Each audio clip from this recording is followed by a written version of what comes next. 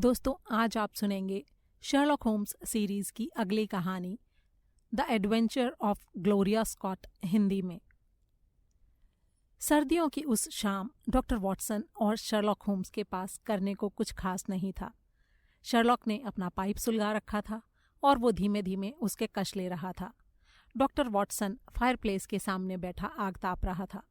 फुर्सत के पलों को वे अक्सर ऐसे ही एंजॉय करते थे। एकाएक डॉक्टर वॉटसन के दिमाग में एक विचार आया और उसने कहा, मुझे अच्छी तरह याद है डॉक्टर के रूप में मेरा पहला केस। शर्लॉक ने चौंक कर उसकी तरफ देखा। डॉक्टर वॉटसन ने आगे कहा, वो एक घायल फौजी जवान था। उसकी एड़ी में गोली लगी थी और वो दर्द से तड़प रहा था। मुझे ऑपरेशन करके उसके पैर में लगी गोली को निकालना था। उस वक्त मेरे हाथ कांप रहे थे और मन में घबराहट थी, लेकिन ये विश्वास भी था कि ये मेरा काम है, मैं इसे ज़रूर पूरा कर लूँगा। और मैंने अपने पहले काम को अच्छी तरह से पूरा किया। बढ़िया, शर्लॉक ने कहा। तुम्हारे उसी विश्वास ने तुम्हें आज एक अच्छा डॉक्टर बनाया है। हाँ, पर मैंने अपनी तारीफ सुनने के लिए ये सब नहीं बताया। मैं जानता हूँ मेरे दोस्त कि तुम ये जानना चाहते हो कि मेरा पहला केस क्या था। डॉक्टर वॉटसन की आंखों में हैरानी उभर आई। अरे, तुमने कैसे जाना? मैं तुम्हारे स्वभाव को बहुत अच्छी तरह जानता हूँ। तुमने ये बात अपनी तारीफ करवाने के लिए तो मुझे बताई नहीं होगी, तो यकीनन तुम मुझसे ये जानने के लिए उत्सुक होंगे कि मेरा पहला केस क्या था। चलो, अब जिक्र छिड़ा है तो बताता हूँ। इतना कहने के साथ शर्लॉक उठा और करीब 1 फुट लंबा एक गोल लंबा डिब्बा उठा लाया। ये एक बड़े पाउडर के डिब्बे की तरह था। उसका ढक्कन ऊपर से बंद था। उसने अपने नाखूनों की मदद से डिब्बे का ढक्कन खोला। उसके अंदर कुछ पेपर रोल किए हुए रखे थे।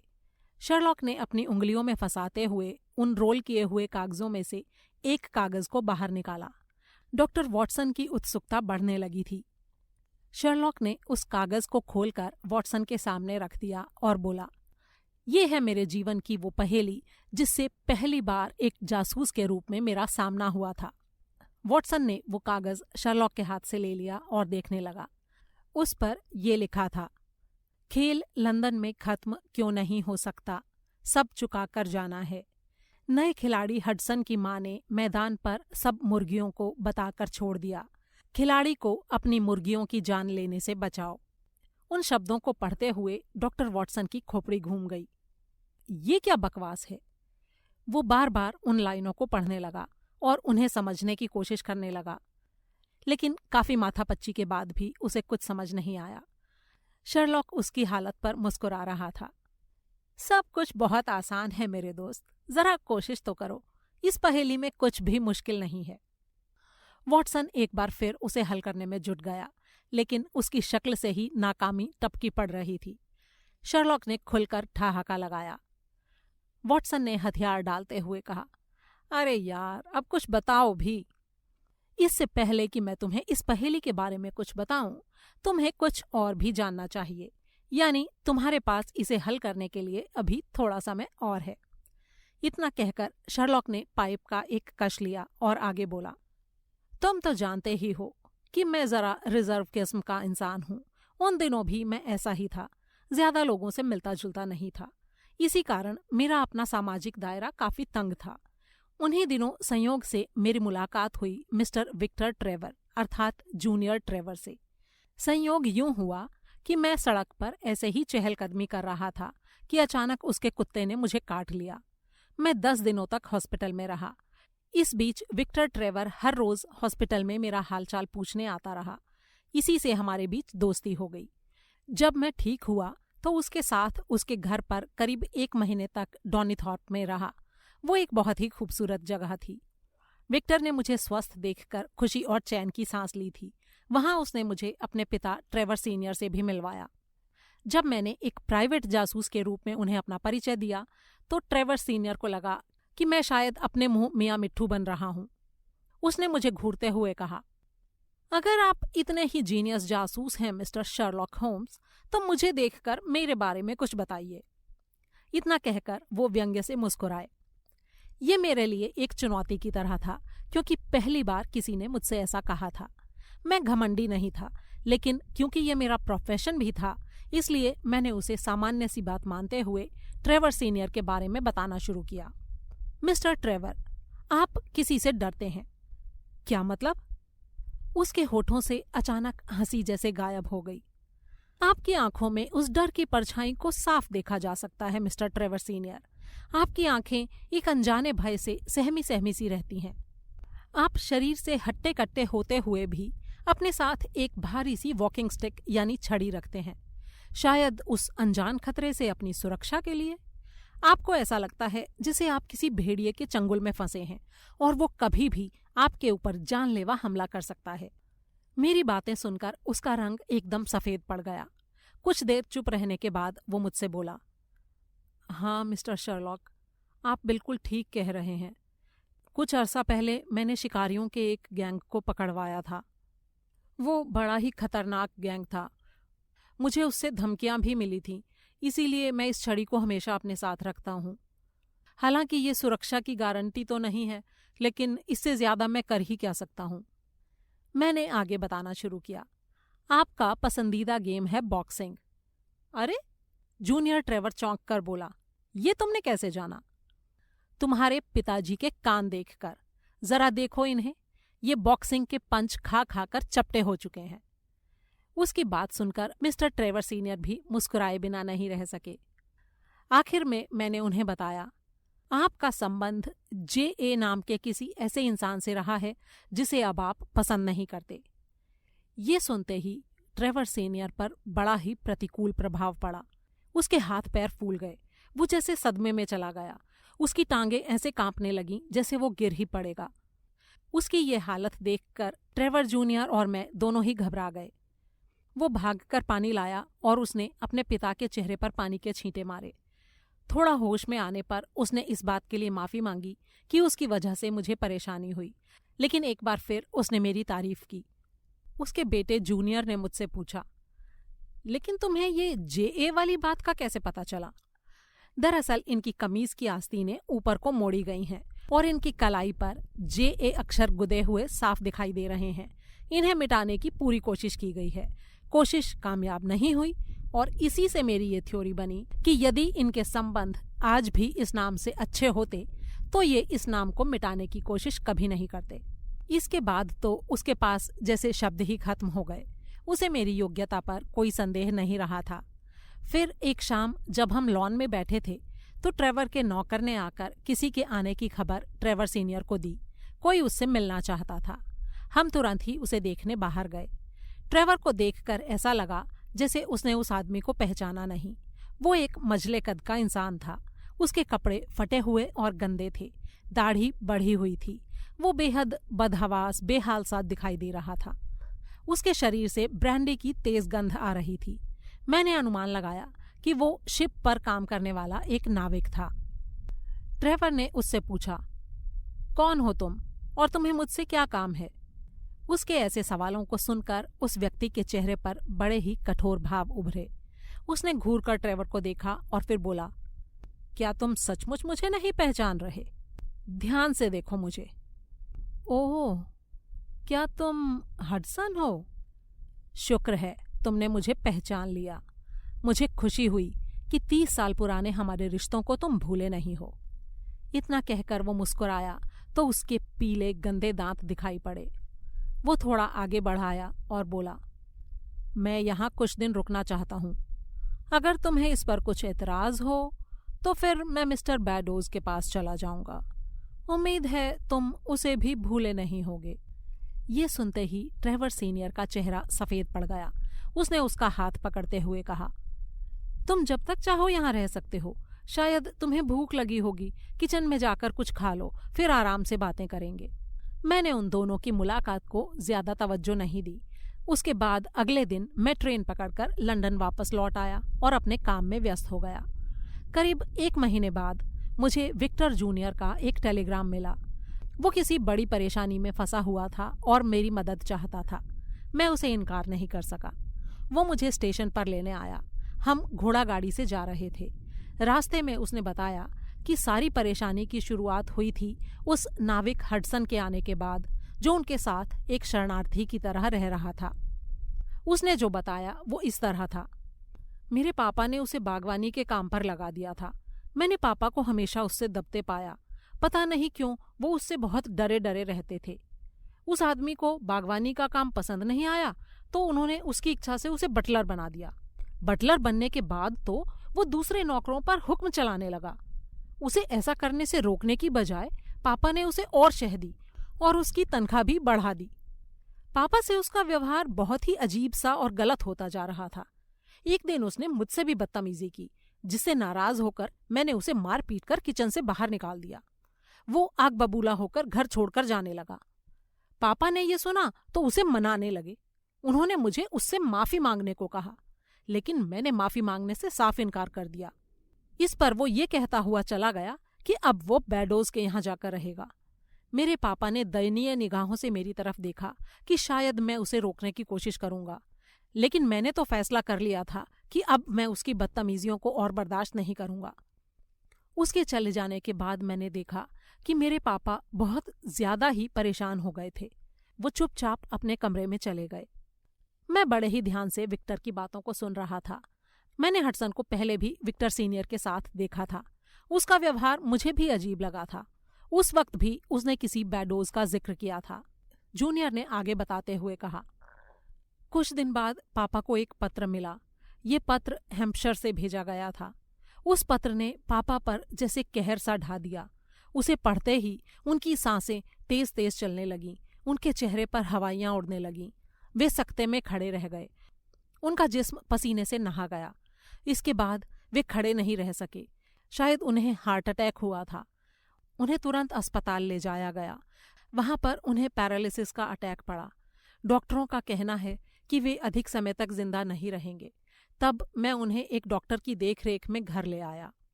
अब तक घोड़ा गाड़ी उसके घर की गली में प्रवेश कर चुकी थी। उसके घर के आगे कुछ लोगों की भीड़ लगी थी और उनके चेहरों पर मातम साफ दिखाई पड़ रहा था। हम दोनों का दिमाग किसी अनजानी शंका से कांप गया। विक्टर जूनियर तूफानी हवा के झोंके के समान भीतर दाखिल हुआ और उसने सामने अपने पापा को मृत पड़े देखा। उनकी आंखें आधी खुली हुई थीं, लेकिन उनमें जीवन का कोई चिन्ह शेष नहीं बचा था। डॉक्टर ने बताया कि विक्टर के स्टेशन के लिए निकलते ही उनका देहांत हो गया था। डॉक्टर ने यह भी बताया कि मरने से पहले वे कुछ देर के लिए अपने पूरे होशो हवास में आए थे और उन्होंने बताया था कि उन्होंने विक्टर जूनियर के लिए कुछ जरूरी कागजात अपनी जापानी कैबिनेट में रखे थे। ट्रेवर जूनियर अपने पिता के अंतिम संस्कार की क्रियाओं को निपटाने में जुट गया और इसके बाद मैंने उस चिट्ठी को पढ़ा जो हैम्पशायर से आई थी। इस चिट्ठी को पढ़ने के बाद ही ट्रेवर सीनियर की वैसी हालत हुई थी। चिट्ठी पढ़ते हुए मेरी आंखें अचानक गोल हो गईं। जल्दी ही विक्टर भी वहां आ गया। मैंने उसे वो चिट्ठी दिखाई। विक्टर उसे पहले ही देख चुका था और चिट्ठी की भाषा उसके बिल्कुल भी पल्ले नहीं पड़ी थी। ये चिट्ठी वही थी जिसे पढ़कर डॉक्टर वॉटसन की भी बुद्धि चकरा गई थी। विक्टर के कहने पर मैंने उसके सामने भी उसे पढ़ा। पत्र में ये लिखा था, खेल लंदन में खत्म क्यों नहीं हो सकता, सब चुकाकर जाना है। नए खिलाड़ी हडसन की मां ने मैदान पर सब मुर्गियों को बताकर छोड़ दिया, खिलाड़ी को अपनी मुर्गियों की जान लेने से बचाओ। आखिर क्या मतलब है इसका? विक्टर ने मुझसे पूछा। मैं इसे डिकोड करने की कोशिश कर रहा हूं। विक्टर मुझे लेकर जापानी कैबिनेट के पास पहुंचा। मरने से पहले पापा ने यहाँ कुछ कागज रख छोड़ने की बात की थी। मुझे देखना होगा कि आखिर वे कागजात कैसे हैं। विक्टर उन कागजों को खंगालता रहा और मैं उस पहेली को डिकोड करने की कोशिश कर रहा था। सहसा विक्टर माथे पर हाथ रखकर सोफे पर बैठ गया। उसकी आंखों में आंसू थे। मैंने उसके कंधे पर हाथ रखकर उसे सांत्वना देने की कोशिश की। मैंने उससे कहा, मैंने हैम्पशायर से आए इस पत्र को डिकोड कर लिया है। उसकी आंखों में अभी भी आंसू थे। मैंने कहना शुरू किया, असल में जिसने ये पत्र भेजा है वो तुम्हारे पापा को किसी आने वाले खतरे से आगाह करना चाहता था। एक नज़र में पढ़ो तो इस पत्र का कोई मतलब नहीं निकलता। मैंने इसे पहले उल्टा करके पढ़ने की कोशिश की, लेकिन उससे भी कोई मतलब नहीं निकल रहा था। काफ़ी माथापच्ची करने के बाद मुझे लगा कि शायद एक शब्द को छोड़कर पढ़ने से संदेश का कुछ मतलब बनेगा, लेकिन उसमें भी मुझे सफलता नहीं मिली। अब मुझे समझ आ गया है कि असल में इस पहेली की कुंजी है पहले शब्द से शुरू करके हर 2 शब्दों को छोड़कर यदि तीसरे शब्द को पढ़ा जाए तो इससे एक अर्थपूर्ण संदेश बनता है, और वो संदेश है, खेल खत्म हो चुका है, हडसन ने सब बता दिया, अपनी जान बचाओ। विक्टर जूनियर ने हाँ में सिर हिलाया। पापा ने मेरे लिए यहाँ जो पत्र मेरे नाम से छोड़े हैं, उन्हें पढ़ने के बाद मैं समझ सकता हूँ कि इस पहेली में ऐसा ही कुछ रहा होगा। लेकिन मुझे ये नहीं समझ आया कि तुम्हारे पापा को ये पत्र भेजा किसने है। तुम बताओ कि आखिर तुम्हारे पापा ने इन पत्रों में क्या लिखा है, शायद इन्हीं से कुछ जानकारी मिल सके। पापा को वो पत्र इवान ने लिखा है। उनके पत्रों में उसका जिक्र है। पापा ने अपने सारे गुनाहों को कबूल किया है। कैसे गुनाह? मैं हैरान था। मैं उनके पत्र पढ़कर ही सुनाता हूँ। विक्टर ने पत्र खोलकर सुनाना शुरू किया। प्यारे बेटे विक्टर, आज मैं तुम्हें जिस सच्चाई से रूबरू करवाने जा रहा हूँ उसे जानकर प्लीज मुझसे नफरत मत करना। मैं तुम्हें बताना चाहता हूँ कि मेरा असली नाम वो नहीं जो दुनिया और तुम जानते हो। मेरा असली नाम है जेम्स आर्मिटेज, यानी J.A। ये पंक्तियां सुनते हुए शर्लॉक के होंठ गोल हो गए। उसे ट्रेवर सीनियर की कलाई पर गुदे हुए उस नाम का मतलब समझ आ गया था जिसे मिटाने की कोशिश की गई थी। ट्रेवर जूनियर ने आगे पढ़ते हुए कहा, मैं बैंक में काम करता था। लंदन की ब्रांच में काम करते हुए मैंने बैंक के पैसे का गलत उपयोग किया। मैंने उसमें से कुछ पैसा निकाल लिया। मैंने सोचा था कि जब मेरे पास पैसे होंगे तो मैं बैंक का पैसा वापस रख दूंगा। एक तरह से ये चोरी ही थी। कुछ समय बाद मैंने बैंक की नौकरी छोड़ दी, शहर भी छोड़ दिया। मैंने अपनी पहचान बदलने का फैसला किया। मैंने अपनी कलाई पर गुदे हुए अपने नाम को मिटाने की भी कोशिश की, लेकिन मैं उसमें सफल नहीं हुआ। मुझे लगता था कि इस तरह मैं कानून को धोखा देने में सफल हो जाऊंगा, लेकिन ये मेरी भूल थी। कानून के लंबे हाथ आखिर मेरी गर्दन तक आ पहुंचे और मुझे ऑस्ट्रेलिया से निकाल दिया गया। जिस शिप पर हमें भेजा जा रहा था उस पर 37 और भी अपराधी थे। अधिकतर वैसे ही वाइट कॉलर अपराधी थे जिन्होंने मेरे जैसे ही अपराधों को अंजाम दिया था। उस शिप का नाम था ग्लोरिया स्कॉट। उन्हीं में जैक नाम का इंग्लैंड का एक कुख्यात धोखेबाज भी था। उसने मुझे बताया कि वे सब लोग मिलकर शिप को कब्जे में करने की योजना बना रहे हैं और मुझे भी उनका साथ देना होगा। वे मुझे ट्रेवर के नाम से ही जानते थे क्योंकि मैंने उन्हें अपना परिचय इसी नाम से दिया था।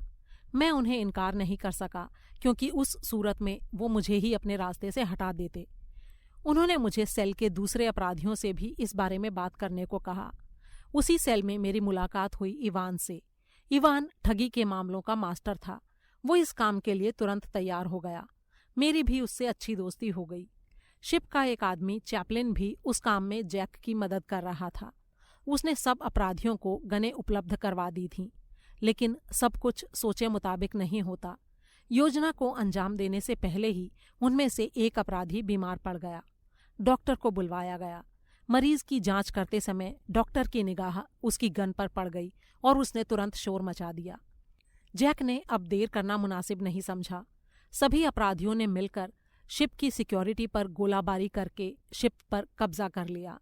ये तय किया गया कि हम लोग शिप को छोड़कर एक लाइफ बोट द्वारा भाग निकलेंगे, क्योंकि हो सकता था कि किसी ने ग्लोरिया स्कॉट की उस घटना की रेडियो सूचना अपने अधिकारियों तक भेज दी हो और उन्हें घेरने की कोशिश की जाए। ग्लोरिया स्कॉट को बारूद से नष्ट कर दिया गया। संयोग से हडसन नाम का एक शातिर चोर शिप में ही छूट गया।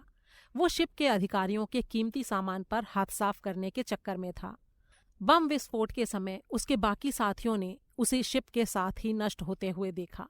इसके बाद हम सभी अपराधी बोट द्वारा वहां से भाग निकले, लेकिन किस्मत को कुछ और ही मंजूर था। हमारी बोट ज्यादा दूर नहीं जा सकी। तूफान में फंसकर वो चकनाचूर हो गई। बाकियों का क्या हुआ ये तो मुझे नहीं पता, लेकिन मुझे और इवान को वहां से गुजरते एक जहाज ने बचा लिया। हमने जहाज के अधिकारियों को अपने असली नाम नहीं बताकर अपने बदले हुए नाम ही बताए। इवान ने अपना नाम बैडोज बताया था। उसके बाद हम लंदन आ गए और अपनी पहचान छुपाकर रहने लगे। वहां से हम अलग अलग हो गए। हम नहीं जानते थे कि ग्लोरिया स्कॉट के विस्फोट में हडसन जिंदा बच गया था। एक दिन हडसन ने इवान और मुझे एक रेस्टोरेंट में मिलते हुए देख लिया। ना सिर्फ देख लिया बल्कि पहचान भी लिया। उसके बाद वो इवान के पास पहुंच गया। वो उसे ब्लैकमेल करना चाहता था। उसने इवान से मेरा पता भी मालूम कर लिया। तब इवान ने मुझे वो खत लिखा जो कोड वर्ड में था। उस पत्र को देखते ही मेरे पैरों तले जमीन खिसक गई। मुझे लगा कि अब हमारा खेल खत्म हो गया। मैं वापस जेल जाने के डर से घबरा गया। बस यही सब मैं तुम्हें बताना चाहता था, ताकि मरते समय मेरी आत्मा पर कोई बोझ न रहे। तुम्हारा अभागा पिता। इतना पढ़ने के बाद विक्टर खामोश हो गया और सिर पर हाथ रख कर बैठ गया। मैंने उसके कंधे पर सांत्वना भरा हाथ रखा और कहा, इसमें तुम्हारा कोई दोष नहीं। इस घटना से पता चलता है कि अपराध 7 पर्दों में भी छुप नहीं सकता। कभी ना कभी वो बेपर्दा हो ही जाता है। इतना सब कहने के साथ शर्लॉक ने गहरी सांस लेकर डॉक्टर वॉटसन की तरफ देखा। वॉटसन ने कहा, तुम्हारे पहले केस की दास्तान तो वाकई बड़ी ही रोमांचक थी। शर्लॉक ने मुस्कुराते हुए पूछा, तुमने ये नहीं पूछा कि बैडोज और हडसन का क्या हुआ? हाँ, नहीं पूछा, क्योंकि मैं जानता हूं कि तुम बिना पूछे भी बताओगे। उन दोनों का कुछ पता नहीं चला। सुनी सुनाई बातें ये हैं कि किसी ने कहा कि बैडोज उर्फ इवान ने हडसन को मार दिया था। किसी ने कहा कि दोनों एक दूसरे से लड़ते हुए मारे गए। सच जो भी हो, हकीकत ये है कि इस कहानी का अंत हो गया। इतना कहकर शर्लॉक अपने पाइप की बुझी हुई आग को फिर से जलाने की कोशिश करने लगा। दोस्तों, ये कहानी आपको कैसी लगी, इसके बारे में अपनी राय कमेंट बॉक्स में शेयर करना बिल्कुल ना भूलें। अगर आपने अभी तक चैनल को सब्सक्राइब नहीं किया है तो प्लीज़ प्लीज़ प्लीज़ इसे सब्सक्राइब करें और वीडियो को लाइक और शेयर करना तो बिल्कुल मत भूलें। जल्द ही एक और कहानी के साथ फिर मुलाकात होगी। तब तक के लिए अलविदा।